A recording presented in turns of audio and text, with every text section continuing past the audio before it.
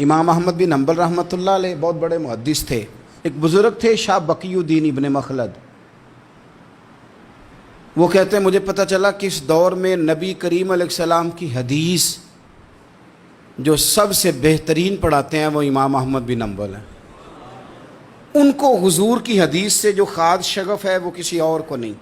کہتے ہیں میرے دل میں لو لگ گئی، حالانکہ میں امیر گھرانے سے تھا۔ میں کشتی میں بیٹھا امام احمد بن حنبل کے پاس آنے کے لیے، رستے میں طوفان آ گیا، کشتی ہچکولے کھانے لگی، کسی طریقے سے ایک جزیرے کے ساتھ جا کے کشتی لگی، ٹوٹ گئی، بکھر گئی، میں جزیرے پہ اتر گیا، اور بھی کئی لوگ تھے۔ ایک مہینہ وہاں رہنا پڑا، بارشیں ختم ہوئی، موسم ٹھیک ہوا تو ایک کشتی دکھائی دی آتی ہوئی۔ فرماتے ہیں کہ وہ اس کشتی میں بیٹھا، دوبارہ بغداد گیا، مجھے سفر طے کرتے 2.5 مہینے گزر گئے، وہ جزیرے پہ مہینہ پتے کھا کے بھی گزارا کرنا پڑا۔ نکلا تھا علم حاصل کرنے، جب بغداد شریف پہنچا لوگوں سے پوچھا امام احمد بن حنبل کا مدرسہ کہاں ہے؟ انہوں نے کہا وہ مدرسہ تو بند ہو گیا ہے، وقت کا بادشاہ مخالف ہو گیا، مسجد مدرسہ سیل کر دیا۔ امام صاحب کہاں ہیں؟ کہا گھر کے اندر قید ہیں۔ ان کے گھر کو سب جیل بنا دیا، چاروں جانب پولیس کھڑی ہے، اور ویسے بھی بغداد میں کرفیو ہے، ہر چوک چوراہے میں پولیس والے کھڑے ہیں۔ شاہ بقی الدین کہتے ہیں اتنا کچھ سننے کے باوجود بھی میرا جذبہ ٹھنڈا نہیں ہوا۔ وہ مہینے میں سفر کی صحبتیں، گو سنا تھا کہ آستانہ یار دور ہے، پر ہم نے بھی ٹھان لی تھی کہ جانا۔ گو سنا تھا کہ آستانہ یار دور ہے، پر ہم نے یہ ٹھان لی تھی کہ جانا ضرور ہے۔ کہتے ہیں پہنچ گئے، اب پتہ چلا کہ کرفیو ہے، سڑکوں پہ پولیس کھڑی ہے، گلیوں میں چوکوں چوراہوں میں پہرے ہیں، امام صاحب تک تو جا کوئی نہیں سکتا۔ کہتے ہیں میں نے ایک شخص کی منت کی، میں نے کہا کسی طریقے گاڑی بتا۔ کہنے لگا میں اشارہ بھی نہیں کر سکتا، سخت حالات ہیں۔ وہ کوئی طریقہ، میں نے جب زیادہ تڑپ کے کہا تو وہ شخص کہنے لگا میں ان کے گھر کے قریب تجھے لے جاؤں گا اور گزرتے وقت صرف آنکھ کا اشارہ کروں گا۔ کہتے ہیں میں نے کہا یہ بھی ٹھیک ہے۔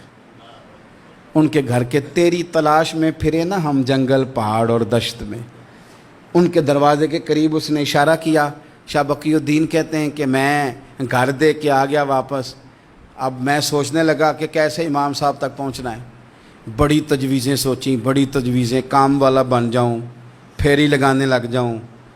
پھر سوچا کہ اگر میں کچھ بیچوں گا ریڑھی پہ رکھ کے تو کوئی خریدنے نکلے گا، کوئی نہیں نکلے گا، کس طرح کروں، کیا کروں، بڑی سوچیں۔ بالآخر میں نے طے کیا، اللہ اکبر، میں نے نہ کپڑے پھاڑ لیے، امامہ اتار دیا۔ فرماتے ہیں کہ ایک پیالہ مٹی کا خرید کے گلے میں رسی سے باندھ لیا، اور امام احمد بن حنبل کی 3 گلیوں پیچھے میں نے دروازہ صدا لگانی شروع کی، فقیر ہوں، اللہ کے نام پہ لینے آیا ہوں۔ کہتے ہیں ایک ایک دینار مانگتے مانگتے مانگتے مانگتے آزم یار منون دی خاطر اساں کی پیز وٹائے۔ کہتے ہیں مانگتے مانگتے نا میں امام احمد بن حنبل کے دروازے تک آیا۔ امیر گھر کا بچہ تھا، بڑے پیسے جیب میں ہوتے تھے۔ امام کے دروازے پہ صدا لگائی، کوئی ہے اللہ کے نام پہ دینے والا؟ کہتے ہیں وہ نور بھرا دروازہ کھلا، ایک گورے مکھڑے والا، سفید داڑھی والا، سونے امامے والا، چمکدار آنکھیں، نورانی شباہت۔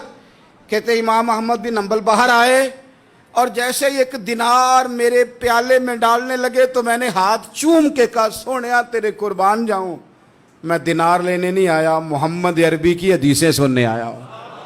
کہتے امام کی بھی آنکھیں کھل گئیں، کہنے لگے اس حال میں آزم یار منون دی خاطر اساں کی پیس وٹائے۔ کہا حضور کیا کرتا، یہی ایک طریقہ رہ گیا تھا، میں تو کہاں سے چلا ہوں، کہاں پہنچا ہوں، کیا کروں؟ امام صاحب فرمانے لگے پھر میں بھی بڑے دنوں سے پریشان تھا، کوئی سیکھنے والا نہیں مل رہا تھا، تو مل گیا۔ کہنے لگا حضور میں روز آ جاؤں فقیر بن کے، آپ جتنا چاہیں 2 4 5 منٹ میں مجھے حدیثیں سنا دیں، میں اگلے دن یاد کر آیا کروں۔ کہتے 2 سال لگ گئے، شاگرد کہاں ملیں گے ایسے، کہاں مرید ملیں گے، گزر گیا دور۔ کہتے ہیں کہ میں نا ہر روز فقیر بن کے جاتا، 3 گلیاں پیچھے مانگنا شروع کرتا، کوئی شک نہ کرے۔ 2 سال دروازے پہ جاتا، آگے پیالہ کرتا، امام 1 دینار ڈالتے اور مصطفیٰ کی حدیثیں سناتے۔ کہتے ہیں حالات بدل گئے۔ 2 سال کے بعد حکومت بدل گئی، امام کا مدرسہ بحال ہو گیا، رش ہو گیا. بادشاہ بڑا عقیدت مند تھا جو نیا آیا، اس نے بڑا کر کے ادارہ بنا کے دیا. جس دن میں گیا تو رش لگا ہوا تھا. کہتے ہیں حالات بدلے تو ہم نے بھی کپڑے بدلے، ہم نے بھی دوبارہ سے دستار باندھی. اور کہتے ہیں بڑے لوگ بیٹھے ہوئے تھے، میں جب داخل ہوا نا تو امام اٹھ کے کھڑے ہوئے. آپ فرمانے لگے پتر ادھر آ، تو آگے آ کے بیٹھ. لوگ دین سیکھنے آتے ہیں، تو فقیر بن کے مانگنے آیا تھا. اور میں بھی باقیوں کو پڑھایا کرتا تھا، تجھے میں دیا کرتا تھا. اور اب باقی پڑھا کریں گے، تجھے دیا جائے گا. اور آج تجھے سینے سے نکال کے دیا کروں گا. زمانے بدل گئے، حالات بدل گئے. وہ شخص چلا گیا، کون حکمران تھا کون نہیں تھا، لیکن استاد شاگرد کے ادب کی داستان قیامت تک باقی رہے گی.